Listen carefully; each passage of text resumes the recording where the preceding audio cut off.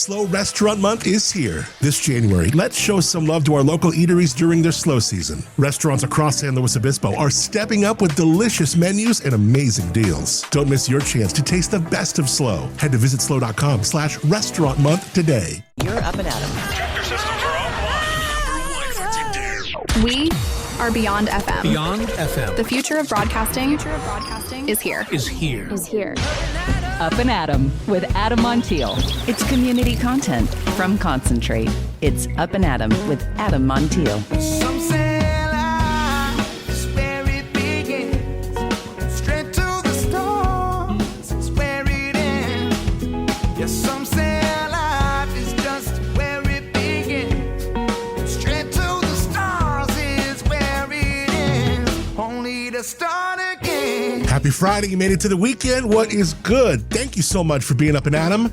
My name is Adam Montiel. All right, today, that's Friday. Got Robin Coleman from the Woods Humane Society talking Restaurant Month. And this story, we are breaking news today. This is a legendary spot, a legendary story. It's a touching story happening right here. And I was surprised that this had not been anywhere in the press. So we're breaking it today. What does it mean to pass a torch? And one that's still warm. Today on Up and Adam, we're telling a story that, again, strangely enough, no one has yet. Bon Temps, a beloved slow staple, has quietly changed hands. Phil Lang, the forever heart and soul behind the French Creole Cajun gem, has officially passed the spatula to George Parsons and his wife. We're going to meet these folks, and we're going to meet George. We don't have his lovely wife here, but we're going to meet George and talk about how they knew each other. George has a deep history within Bon Temps himself, and this just isn't a business deal. It is a handoff that feels almost sacred if you know Bon Temps and the legacy they've had here in Slow. Why did Phil choose George? How do you honor a legacy while starting your own? And what was that night like when friends, regulars, strangers showed up to say goodbye and hello? Later in the show, just a few minutes from now, we're going to sit down with both Phil Lang and George Parsons in a conversation you're only going to hear right here. Emotional, human, delicious. Don't miss it coming up. Again, we are in Slow Restaurant Month. That January budget might still be feeling a little tight from the end of last year. San Luis Obispo bringing back Slow Restaurant Month now until the end of January. It is winding down, just a little over a week left. Pretty much the city saying, hey, go eat well and don't feel bad about it.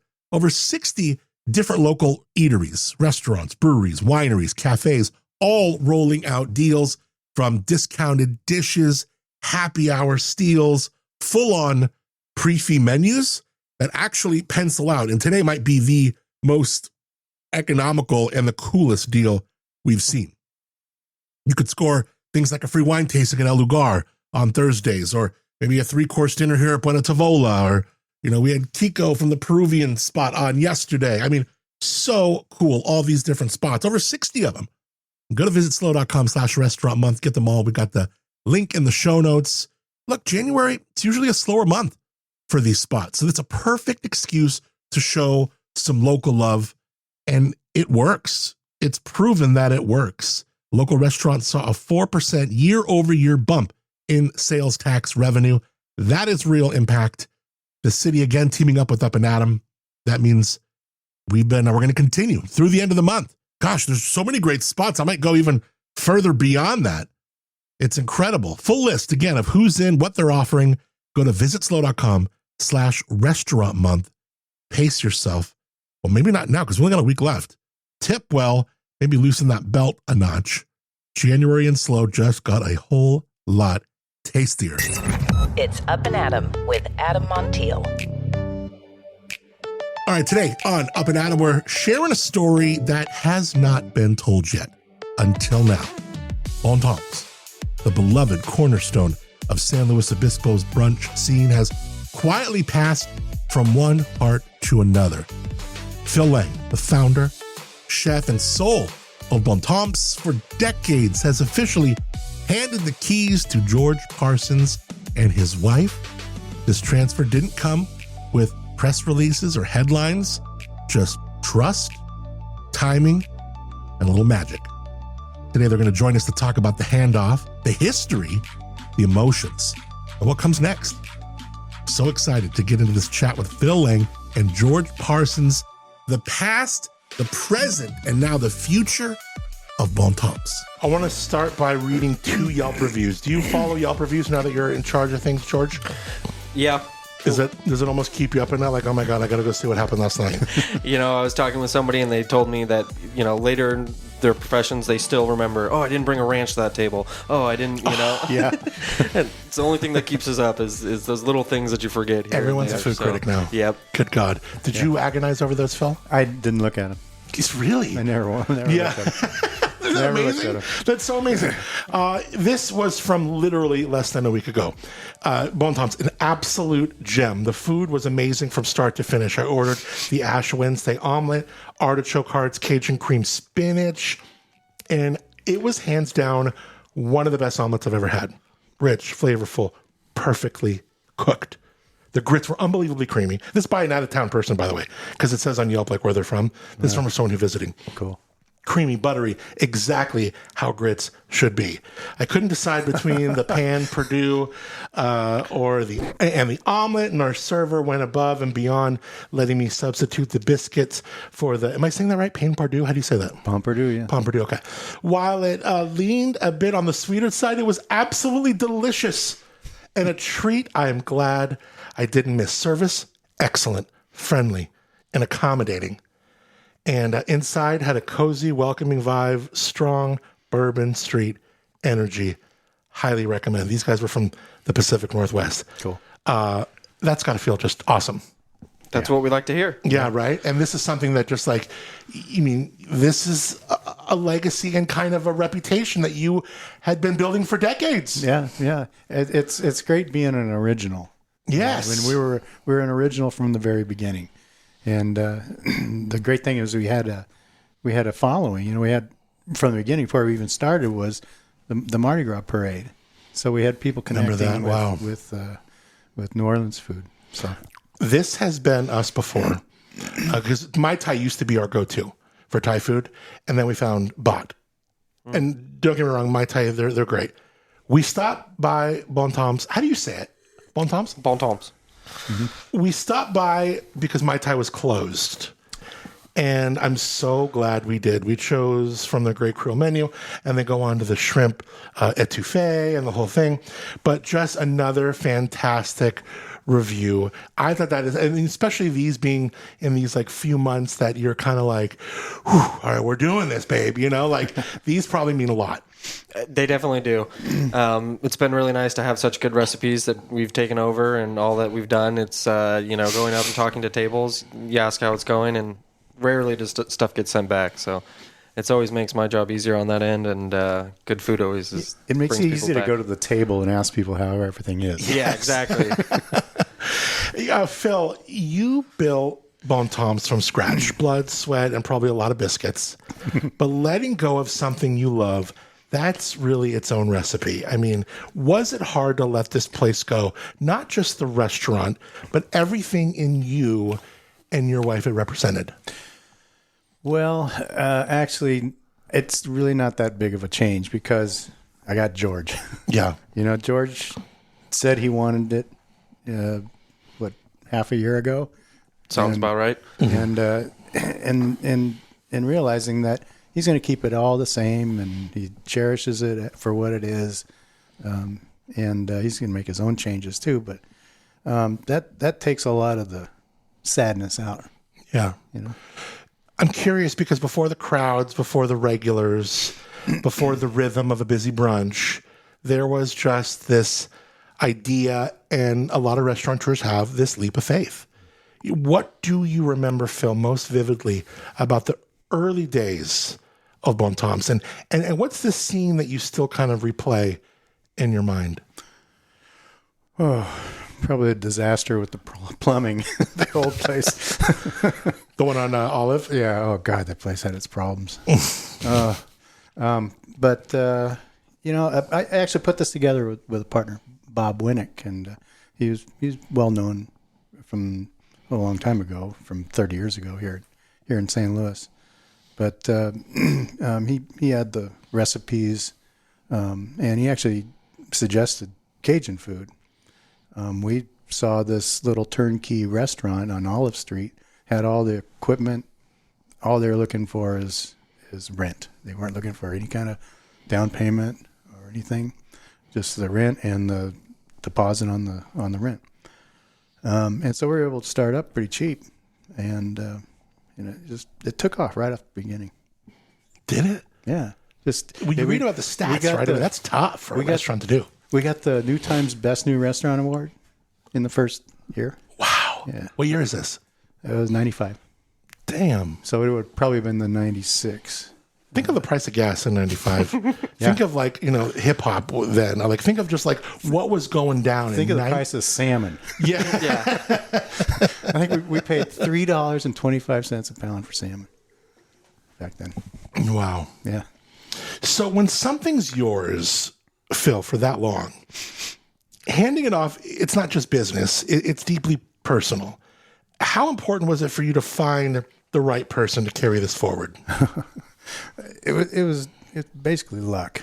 I don't think a lot of people were looking to take it over, and that's why having George show his interest was so important.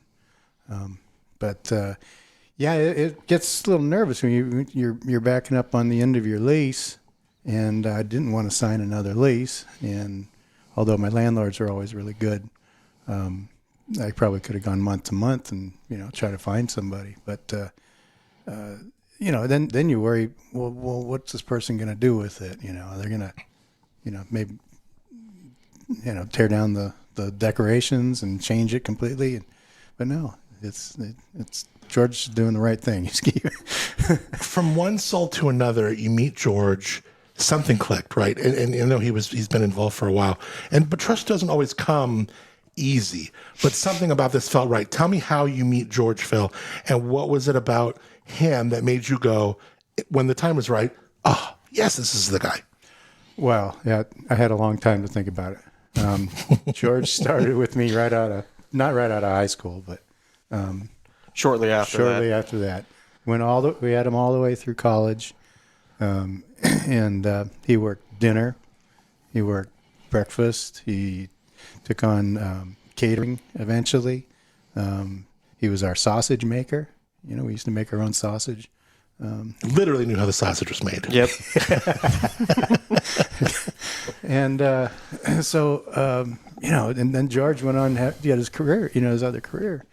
He's got another career. He's What's your day job? I work for Caltrans. I am an appraiser for state of California, helping acquire right-of-way.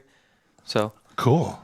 And he's able to do that job and run a restaurant and raise his family, raise his son. Pretty busy. Yeah, Phil. I got hired with Phil. Funny enough, my aunt was a longtime friend of Bob's and knew Phil through that. And so she took me and sat me at the counter on Olive Street and it's like, this is the place you want to work. I'm pretty sure it's because she wanted free food. But, that's why she's like, you want to get a job here. And so she got in Phil's ear and got me a job working as a dishwasher one day a week. And that was pre-fire at Olive Street. Yeah, 2011. Yeah, and so I remember showing up for a shift one morning and the windows were all hazed over and the fire had happened the night before. Fast forward a couple months, Phil gives me a call and he's like, I'm losing a cook as part of the fire. They had to find full-time employment. I'd like to give you this opportunity to learn to become a cook for me. And so he moved me up from a dishwasher and trained me how to be a cook. And then I I started doing nights at the restaurant and really got my experience in the kitchen and was really grateful for the opportunity to, make that step forward and look where it's turned out. So. Yeah, it was the right move on my part. Take me to that fire because without him bringing that up, I completely slapped my head in the side and go, I can't believe I forgot about that. Yeah. I totally remember that. That was a huge deal. What happened? It was a big deal. There was a little wire behind one of the waitress server stands, that would get jolted every time someone would close the cash drawer. So it kind of, over the years, and we were there 20 years, but let's see, no, it was probably 15 years until the fire started. So I had 15 years of just kind of working on this wire, and it started as kind of a smoldering, smoking thing. Little crackle, little thing. Yeah, and it smoked out the place from until 3 o'clock in the morning. It started like after we closed at night, which was 9 o'clock, and it didn't start rolling until 3 o'clock. And I know that because we had cameras. And I have a picture of the camera actually just melting away. Oh my God, no way. Kind of falling down like, And when something like that happens to your place, is it just like, fuck, like, I mean, it must be such like a you go running kick in the stomach. You run for your, the insurance package. Yeah, right. Get that brochure out and start reading it. Yeah. And, what do I got? Yeah, and it was good. What did I sign up for? Hopefully it's good. Yeah, it was good. Good for you. Yeah. We were able to take care of the staff for almost the whole time we were closed. We were closed for 7 months. So it's paid everybody for 5 of those months. You too? Yeah. Do you get to, you got taken care of? You got full? Yeah. Man, let me ask you, not George. full, but- Well, but it'd be like, wow, though. Yeah. Man. And then when we started back up after 7 months, I had in my bank account the exact amount I had during the night of the fire. Wow. So it's, insurance company did their job. That's, we hear all these insurance nightmares and stuff. So that's a good story to hear. Yeah. George, taking over a restaurant like Bon Temps, it's more than business. It's like you're stepping into a story. And I know from when I first met you at that handoff celebration you did, that's not lost on you. How heavy does this feel on you and your wife's shoulders, your heart? And how do you kind of like process this whole thing? It's definitely not lost on us. We're having so many regulars come in all the time that say, we're so grateful that we're still open and that we still get to come here and do this. And San Luis is so blessed to have such staples in its community that people don't realize that, something happens and, that's gone. For people that have been coming here for 30 years, it's a big change. We had somebody come in the other day and I thought, we're not changing the recipes. We're not changing the staff. We're keeping it all the same. I'm happy to do my stewardship for this because it is not just mine, but, part of the community and everything. So, really looking to keep it going for another 30 years. You're balancing really a legacy while also kind of finding your own voice. And that can't be easy because there's so many different lines you'll walk. And I'm curious how you walk the line of obviously honoring what Phil built, but still desiring to carve out something very new on your own. Yeah, totally. Regularly I'm doing something and I think this isn't the way Phil would do it. And then I think I don't have to do it the way Phil would, Not anymore. But quite regularly that goes through my head of, Phil would have done it different. Or, and, sure. and sometimes we should have done it Phil's way. And sometimes, we're figuring something else out. So it's kind of that happy balance there. So. Or more often is, what the heck was Phil thinking? No, you're doing this and you've got ideas, but anyone stepping into a space like this has to kind of go, okay, I'm curious, like, what are some of the things that you want to add or maybe evolve at Bon Temps? Given my strong background with all the nights, it's something we were interested in reopening for dinners eventually. So kind of going back to that full service and doing nights, maybe start with some happy hours and then roll into dinner service. We also have added a couple new Benedicts to our menu, so there's kind of little changes here and there. Tell me about those. I'm excited. So we added a eggs Huzzard, which is a Benedict that comes out of Brennan's in New Orleans, and it's a Fat Tuesday sauce, which is a burgundy. It's similar to a burgundy beef on top of an English muffin, topped with poached eggs and hollandaise sauce. And then another one that's been really popular since we've added it is our Southern Eggs Benedict, which is our homemade biscuit topped with our homemade pork patties, poached egg, and then a little bit of our country gravy on top. The diet plate. Yeah.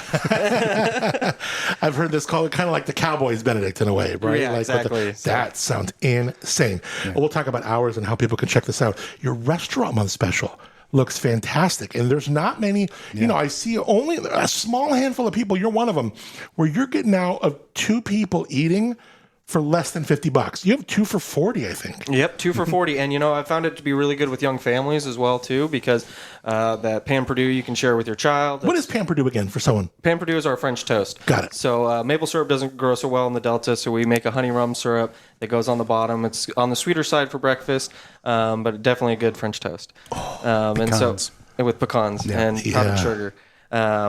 And yeah, it's one of those things that my family really enjoys it because my little one can eat the Pan Perdue. He gets a little something sweet, and my wife and I get a bite to eat in the morning. So it's been really good. So it's like the eggs Benedict, hash browns, like these 2 half breakfasts. Yep, 2 half breakfasts from any of our Cajun specialties. Now, before you owned the place, you were a customer with a craving. You also worked there. I'm curious, what was your favorite thing on the menu? A dish you always ordered, and then as you worked there, a dish you'd always get as your staff meal. Like what are some of the things that have always been just like go-tos for you? One of the biggest go-tos probably for me was, especially as a customer, was the muffaletta. That was something that was only served at lunch, so when I worked at nights, I never got it prior to working there. In the morning, so that was kind of my special treat when I went in there during the day. And then at nights, I lived off of there when I was in college, off of red beans and rice for years. It's still one of those things I can go back and have, on a nightly basis. Yeah. And we're really blessed because I see a whole bunch of ex-staff come in all the time. It's really good to have food that people don't get sick of, that you can't get anywhere else, and they're still coming back to get it. So you are doing this with your wife. Remind me of her name? Caitlin.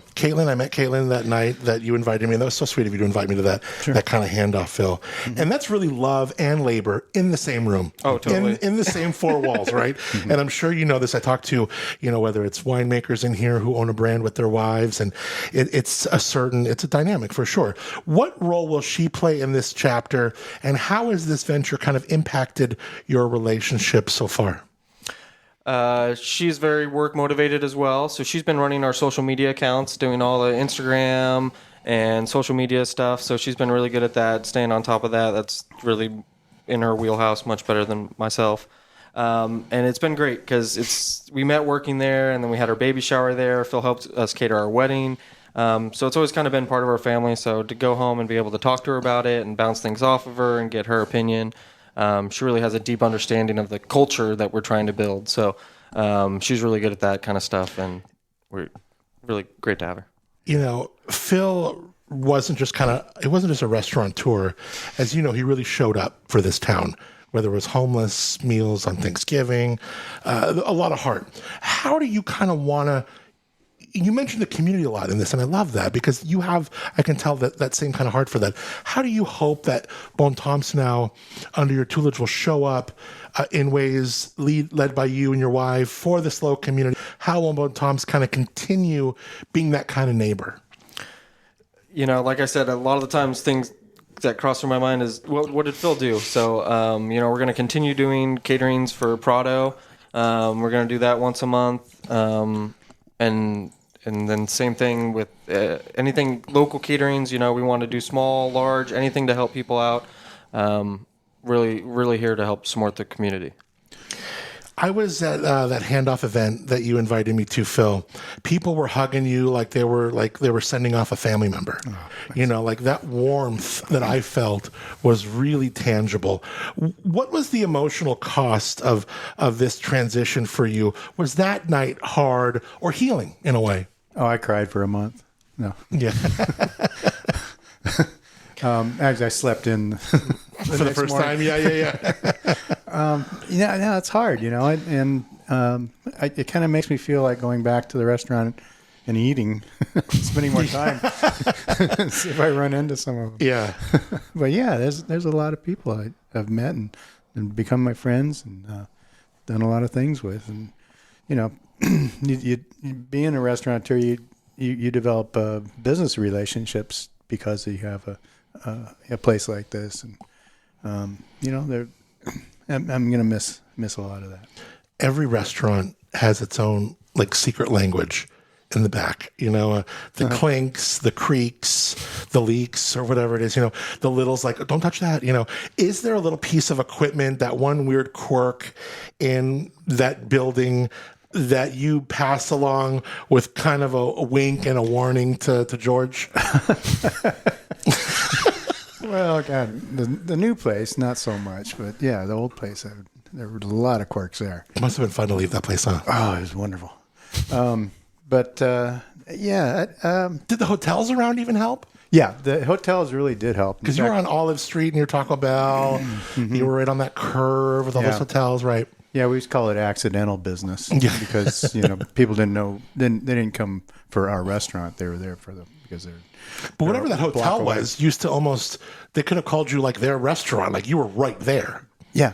We actually had in the beginning we had a deal with the restaurant where we had to serve breakfast. Their brutal. Their Continental breakfast, and I think they paid us like $3 a plate or something. Yeah. And we hated doing it because every time someone comes in for their continental biscuit or whatever they got more they want. They're not getting something that we want them to have. Yeah, for sure. Good point. And that was hard, but the motels. I think I counted like 155 rooms and then within a block of that restaurant. Yeah. So, George, where are we at now? We are open for breakfast, brunch, well known for it. How many days a week? When do we want to perhaps throw dinner into the mix? What's the feelings right now? Open 7 days a week from 8 to 2 for breakfast and lunch. As for dinners, I think we're going to try to roll that in, next 6 months or so. Hopefully we can get there. So here shortly, but not right away. What days you're closed on? Christmas Day? Christmas, 4th of July, and Thanksgiving. Yeah, three days. Is that the same thing for you? Same thing, yeah. Yeah. I feel like when I was like searching for a little prep on this interview, I feel like there hasn't been a lot of media about the transition. No. Have you talked to, is this really the first kind of media that anyone's doing? There's a press release or? Yeah, this is kind of the first major announcement that we've had. Boom! All right, saved it for Up and Adam. Yeah, we did a soft transition. Yeah. Right. Yeah. Okay. Right. Yeah. I was going to ask you, George. Did any of the customers say anything? Are they? Some of the customers have known, but I think it's the wait staff that's been telling them, and they, give me we appreciate you, keep it going kind of thing. Yeah. Good. But other than that, it's been pretty good. I had somebody come up to me the other day and thinking I was your son taking over, and sounds good. You're about the same age. Roll with it. So it kind of made me wonder, what's his relationship with Phil? But I think I even went to the website and hit the About tab. And it's still, and I mean, of course, I think Phil on the About tab makes sense because he's the founder. But I mean, we haven't even really evolved that story yet. That's one of those things that I've quickly learned that, I'm not a web developer. So, I can do the restaurant and that all kind of stuff. But to learn that other side of things, that like web development and the, social media and that kind of stuff, we're still kind of getting our toes into. So that will change shortly. But I don't think we've changed I haven't changed the website since it started. Yeah.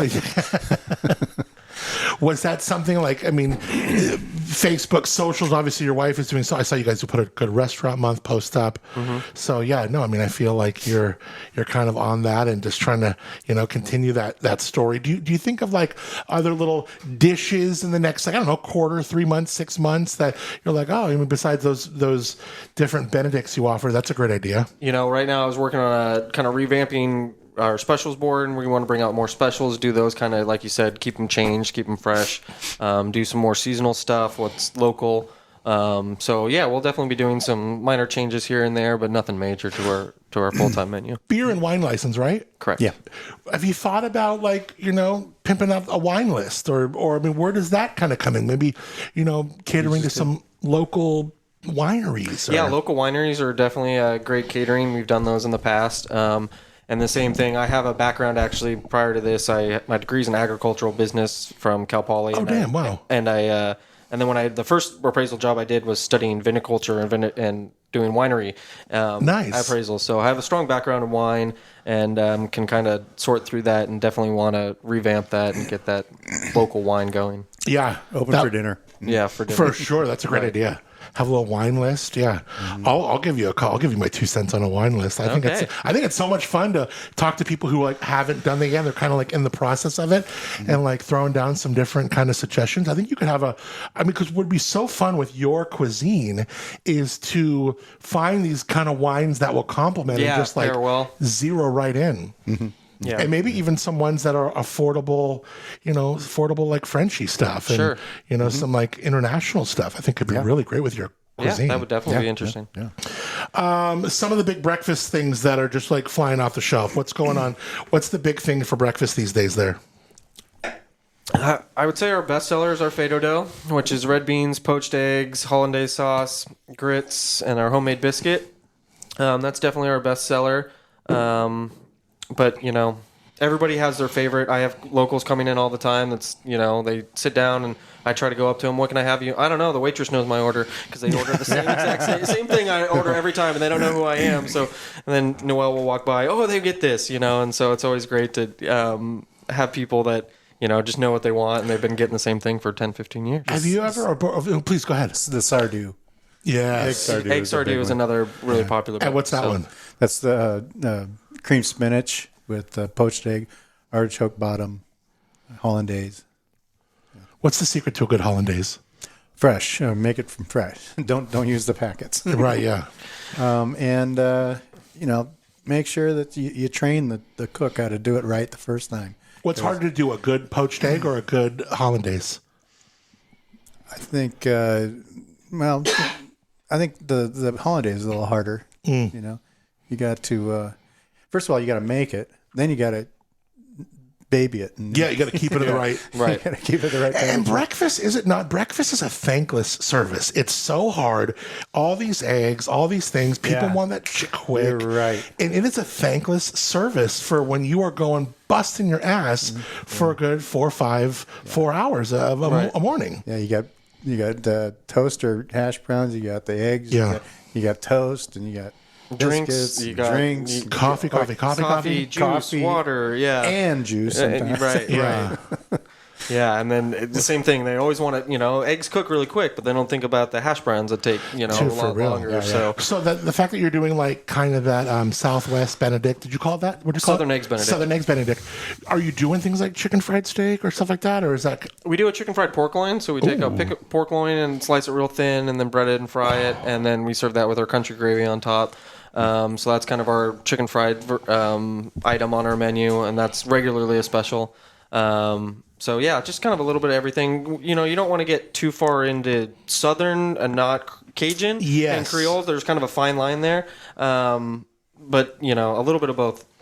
Have you jumped onto like the DoorDashes and stuff, or is that kind of a recipe for? I've talked to some owners where they're like, I just don't want my food traveling if it's not me delivering it. I don't know, and I get that, but then I was like, shoot, you might be leaving money on the table. I don't know. We did it during COVID a little bit, especially for that, and then afterwards we kind of reeled back in from it. And the same thing of letting the control go to the driver, and having that kind of is a little bit of an issue, and especially because of breakfast. Eggs don't travel all that well to begin with, so to have it be traveling is a little difficult. Under someone else's care too. Right. So we're not doing them at the moment, but kind of keep it in the back of my mind. What about breakfast burritos? You never jumped on those? Yeah, you should do those. Yeah. What do you think? That's a good idea. Yeah. It's something we can definitely think of. I remember there was this. I was working with Ribline at the time. We did an Up+Adam in the morning breakfast burrito, and who knows, maybe bring it back there at Bon Temps. But it was like, I'm sure you involve your Creole flavor, but we did at the time. Gosh, what was it? About 7 things. It was tater tots because you got the texture of the potatoes. Hash browns. Yeah, right. Hash browns bomb. We did chorizo, sour cream, pepper jack, of course, eggs, I think bacon. But they killed, they slayed. Sure. And, Charlie's Place does those hangover burritos. They're a little too heavy, even for a dude like me. And that's I love chicken fried steak, but those are even, I love them. I've had them maybe one every couple of years. Sure. But those sit, it's literally chicken fried steak in a burrito. That's just oh, good God. You know what I mean? My left arm's hurting afterwards. Sure. But I imagine you could come up with a breakfast burrito that got everything there on the line. Yeah. You got beans. Yeah. You got And then even if you just threw those out for DoorDash, and a lot of people are taking, when he came out in the 90s, there was no such thing as a ghost kitchen. But you come up with a ghost kitchen name that has a Creole name, Sure. and you're doing it just out of your kitchen. And this ghost kitchen, it just does 3 things that you're okay with doing. You might find a little revenue stream that might be pretty That's a freaking good hot. idea. Yeah, you know what I mean? Yeah, definitely. So, yeah, I love it. Yeah. So let's talk about the first thing you cooked, Phil, that made you say, "Oh my God, I'm onto something." It was probably the gumbo. Oh yeah, Yeah, I mean, you had to have a good gumbo. It was the first thing. But and I remember Bob, my ex-partner. He was. I was the front of the house back in those days, and he was the back of the house. And he came out with the gumbo, and he used to call me Pancho. And he goes, "Pancho, try this." I try it. Oh my God, it was so good, so good. And I think that gumbo was a memorable one. How about you, George? I remember training with Phil in those weeks, and I remember cooking more jambalaya. And that after the fire, there was that honeymoon period where everybody hadn't had us in 7 months and was flooding the restaurant. Jeez. And I remember we had tardy gras party. I remember cooking those great. jambalayas in those skillets, and flipping them in the forearms and all of that. And so that's kind of I remember standing in the corner of Olive Street there. It was little 4 burners off to the side, kind of tucked into the corner. And I got 4 pans going, tossing them, doing all that. Yeah, most cooks, most line cooks, they have a saute pan, which is, it's a nice, 12-inch aluminum. Yeah. Not really that heavy. Well, we flip everything in those cast iron skillets. Yes, Really sharp angles and really heavy. Yeah. You get the beefed up Popeye arm after a while. You get big forearm, good grip strength. I love it. You guys using all cast irons. A lot of cast irons back there. Oh, yeah. That's so cool. Oh, yeah. Seasoned cast iron. Yeah, seasoned cast irons, and we can't use soap on these. We use several at home, and it's but it's funny when you get one that's seasoned.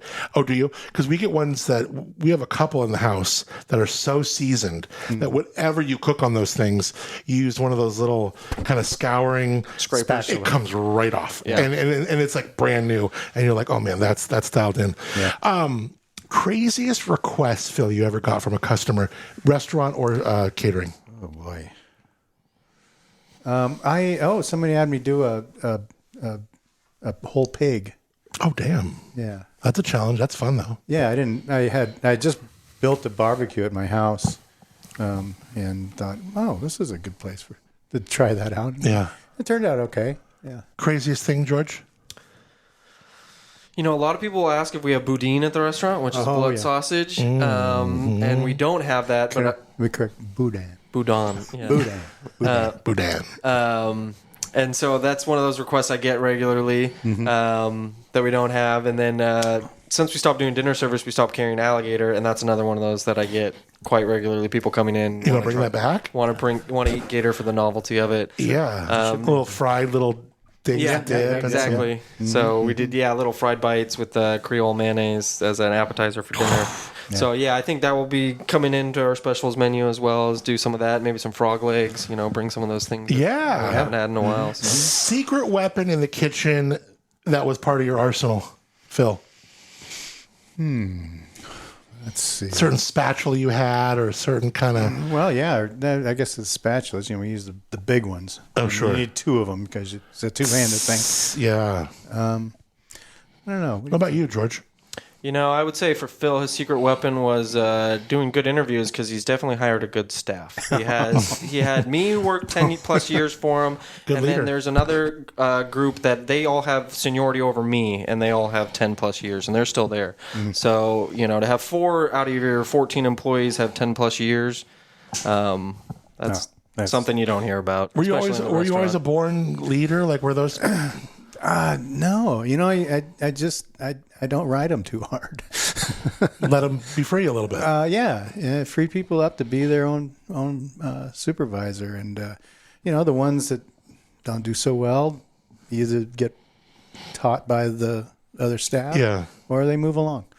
Okay, the last thing, Phil, that you ate that made you jealous that you didn't make. Oh, okay, good one. I think it was shrimp and grits at it was actually the Palace and Dickie Brennan's Palace on what's the name? The main street there. Bourbon? No, Canal Street. Oh, got it. Yeah. What makes great grits for you? Well, I don't want to blow this for George because it's kind of a secret. Oh, okay. We use the instant grits and never had a problem with them. Everyone says, "Oh no, you got to cook grits from scratch and you got to cook them for Half an hour. Yeah. At least." And of course, we're making grits like every 30 minutes, 40 minutes. Yeah, something like that. There's no way we can do that. But I'd say the grits. And, Dial them in. Yeah. What makes for great grits for you? Butter. Yeah, for real. Butter and salt, right? That's a chef's secret. But more butter, more salt than you think. And then add a little more butter. Yeah. It's funny because even though I wasn't working at the restaurant, I had the little one at home, and same thing is my son's growing up on grits, and so it's one of those things that I was practicing at home, and cook all the time. So that was the biggest surprise for me when we first started this thing. My Bob and I would sit in this in a meeting talking to each other and say, "Are we really going to put grits on the menu and pass them off as potatoes or have as an accompaniment to the plate? And who eats grits around here?" And he says, "Yeah, people like them. People like them." Sure enough, we went to like 50%. You either have a choice of grits or hash browns, or maybe red tomatoes or something. But half the people were stuck on the grits right from the beginning. Yeah, People digging the hush puppies? yeah.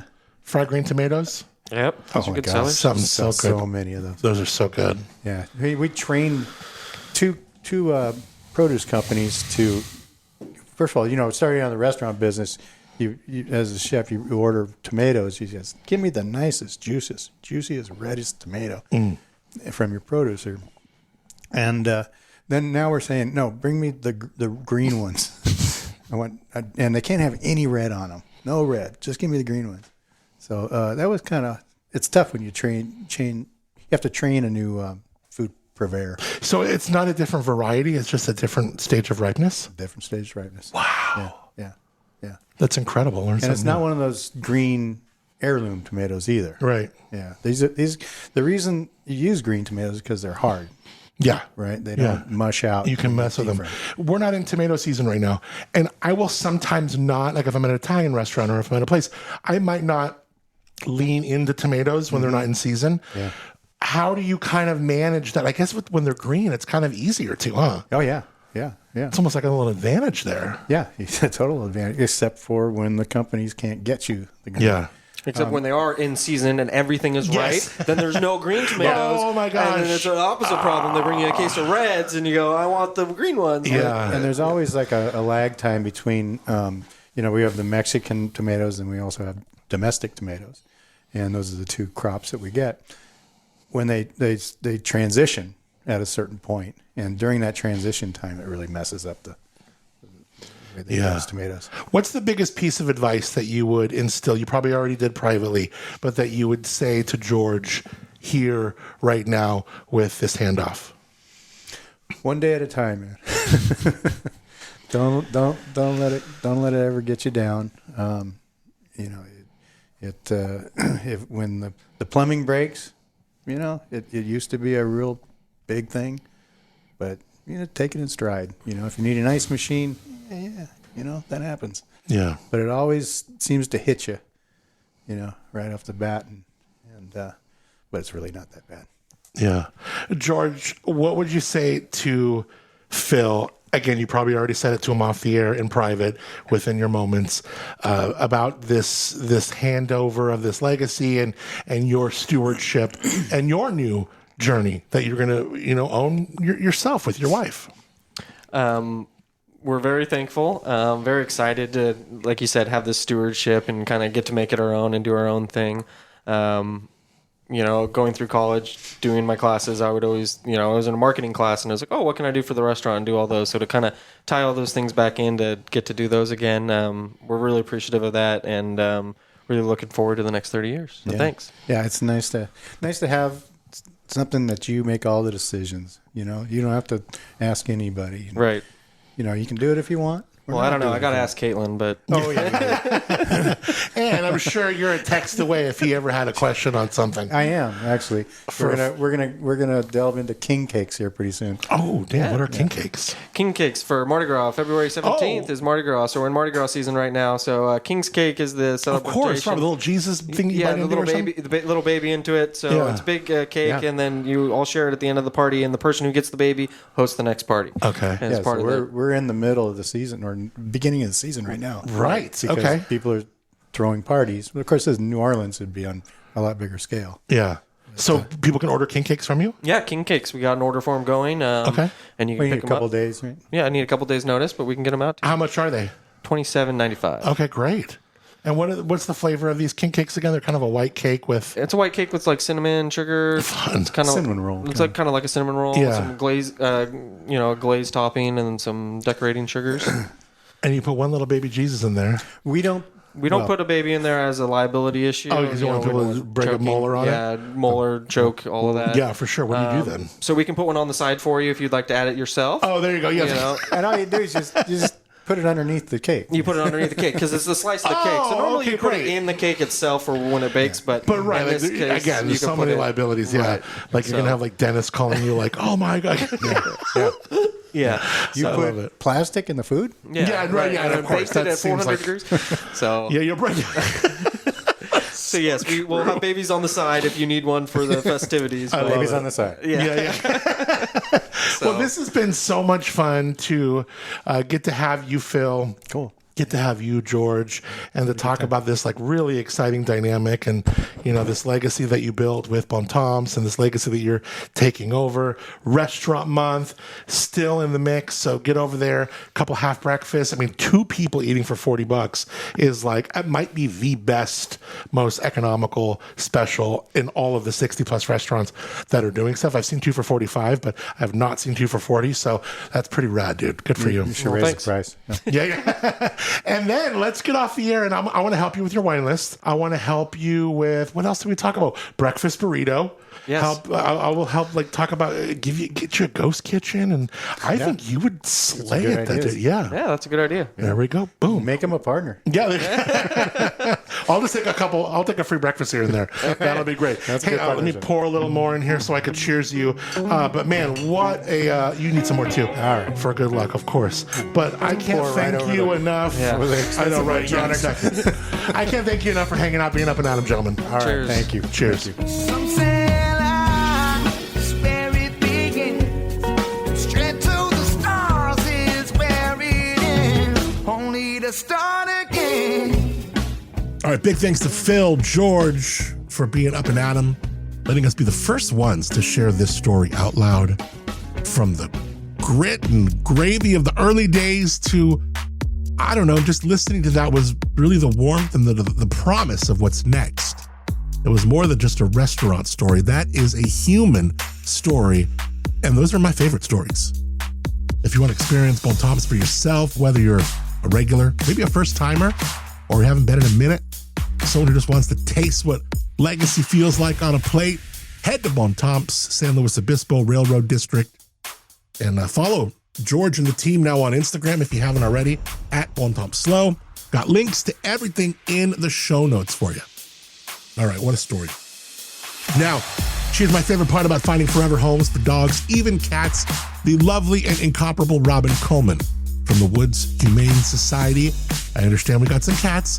Deep breath. We're okay with it. Robin, thank you so much for being up and Adam. Good morning, Adam. I'm feeling good. I have had my coffee. Have you had your dose of caffeine today? You know, I don't drink coffee in the morning, but sometimes I'll go for a glass of iced tea, and I have not gotten to it yet. Okay. Well, I can help you guys out. We can offer you a cat named Espresso. So even if you're not a cat coffee drinker, you could support by adopting a cat with the name Espresso. And he is one of those really, really handsome, classy cats that is a tuxedo cat. So he's got a permanent tuxedo. He always looks a little more distinguished. He's been hanging out at our Atascadero shelter for a few months, and we really don't know why. He is a good, sweet kitty. He's chill. He naps. He watches the birds fly by. But then he also, if you bring a wand toy out or have a cardboard scratcher, he likes to play and get really silly as well. So overall, just about 1 year and 9 months old, black and white kitty. Again, he's in Atascadero, just waiting for his forever home. And he's got really impressive. My favorite thing about him is his impressive long white whiskers. I love those kitties with the really long whiskers. And he has been fee sponsored. Somebody took care of his adoption fee. Oh. So there is absolutely no reason why this bold and smooth espresso boy is still waiting. So he's hoping he gets adopted before our Coffee with the Cats event, which is tomorrow from 10 to 12. For those cat lovers in the community, this is the event for you. It's free. It's fun. A lot of people haven't been to our Atascadero cat shelter. I'm out and about in the community, and some people go, oh, I didn't know you were in Atascadero. So that's kind of why we started doing this event. So there's free Starbucks coffee and hot chocolate. Our volunteers have a bake sale table. We have a few vendors. Of course, we'd love to do a bunch of adoptions. Just really welcome the community out. So that is going to be at our Atascadero shelter tomorrow from 10 to 12. But I'm hoping Espresso might not have to wait and someone shows up and can take him home today. Really cute cat. I mean, his nose is like a little white and black. Like it's Little like a splosh. Looks like an Othello. Yeah.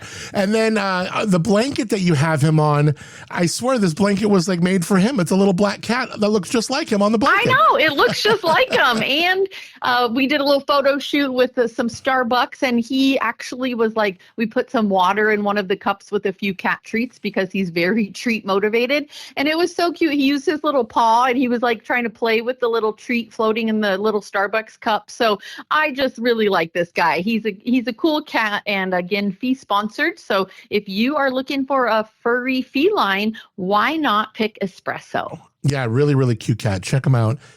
Just the beautiful eyes. Yeah, really sweet markings. Yeah, this is a cool looking cat. And then, of course, Coffee Good with looking. the Cats tomorrow.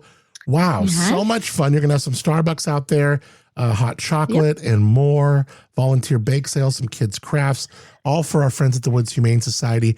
Get on it. Links in the show notes. Robin Coleman, she is our favorite part about finding forever homes for dogs, even cats like today, like Espresso. I loved hanging out with you recently this week. That was so much fun to chat with you. I know. We got together and shared a pizza and caught up on life, and it's always good to see you. Yeah, it was really fun. Well overdue. So we'll have to make sure that happens sooner than later. Robin Coleman, woodshumane.org. We will chat soon. And thanks again, Robin. Okay. Thanks, Adam. It's Up and Adam with Adam Montiel. Check them out, woodshumane.org. Look at this. It is Friday. You made it to the weekend. You're looking good. Hope you're ready to have a great weekend. Excited about the next week of shows. Going to wrap up Restaurant Month in a big way. Now, want to thank our friends at Moonshiner Collective for being original music on the show called Start Again. Check them out, stream them wherever you get your music. Also get to moonshinercollective.com to learn more. And much thanks to Josh and Chiasa Clapper, the lovely couple behind Timbre Winery. Timbre. Yeah, look it up. It's pronounced that way. TimbreWinery.com. They don't care whatever you call them. Just call them up because their wine is so damn good. You can just walk right in. They're tasting them in the village of Rio Grande. Of course, reservations fine too. But these guys make some incredible Pinot Noirs, Syrahs. He's still making that Merlot. Ask about that improvisation. Their bubblies are so good. The improvisation is a bubbly rosé. Damn. So good. I bring that everywhere. If I'm going somewhere, people just freaking love it. Improvisation. Yeah. Check them out, TimbreWinery.com. And I thank them with earnest for giving us the Timbre Lowbro Studios. Also, thanks to you for connecting here, rating, reviewing, subscribing to the show, wherever you're listening to it, sharing it with a friend. Oh my God, it means so much. Thank you. Till Monday, I am Adam Montiel. Hope you have a wonderful weekend and a great Friday. Thank you again for being Up and Adam. Some say life is where it begins. Straight to the stars is where it ends. Only to start again.